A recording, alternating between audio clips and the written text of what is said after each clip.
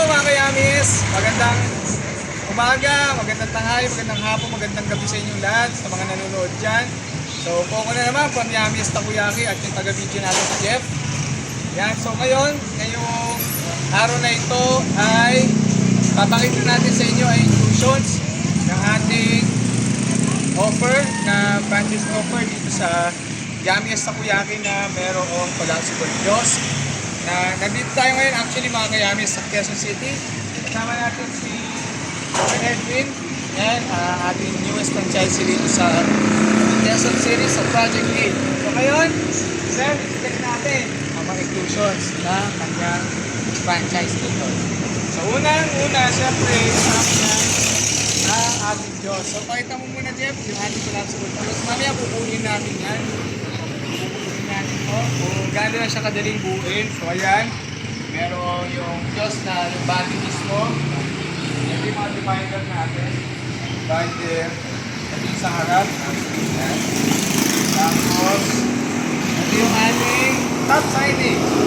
Nalagay yan sa taas. So mamaya, assemble natin yan. Magagawa tayo yung separate video dyan.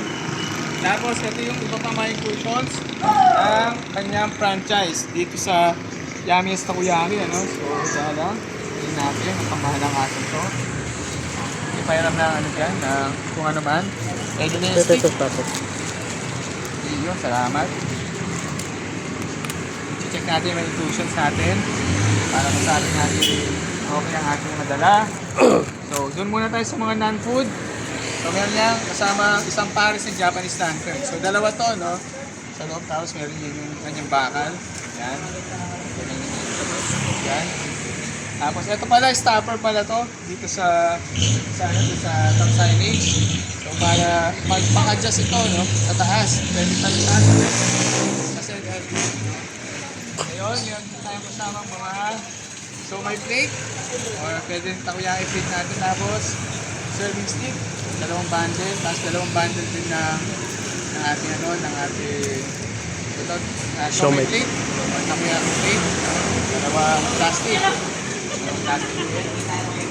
Yan. Tapos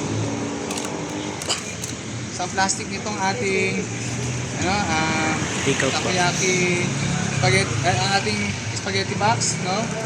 So 25 pieces lang nandito sa loob niya. 25 pieces siya, no? Then, dalawang tarpaulin.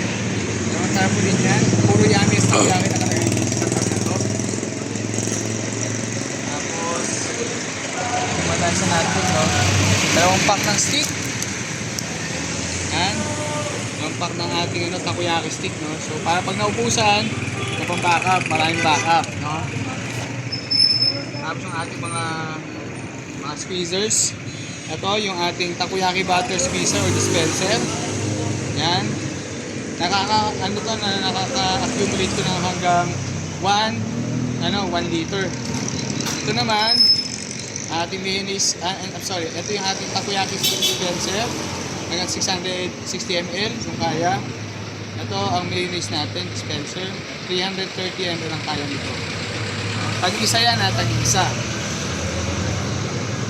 Tapos, next natin, ito na yung mga food items natin.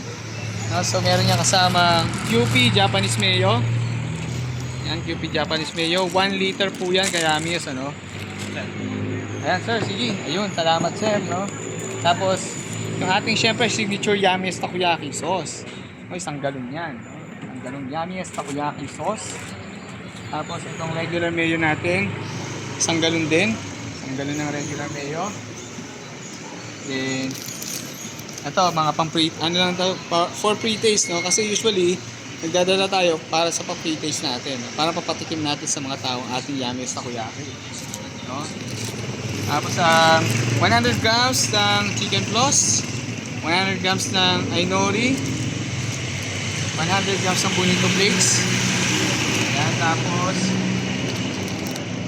1 kilong chili powder or kung wala tayong chili powder na 1 kilo, 300 grams ng togarashi.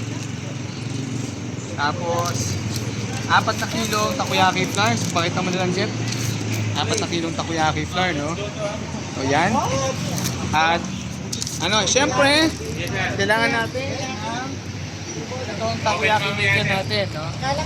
Itong 28 holes na takoyaki maker natin. Pwede ka mamiling gas type or yung electric type, no?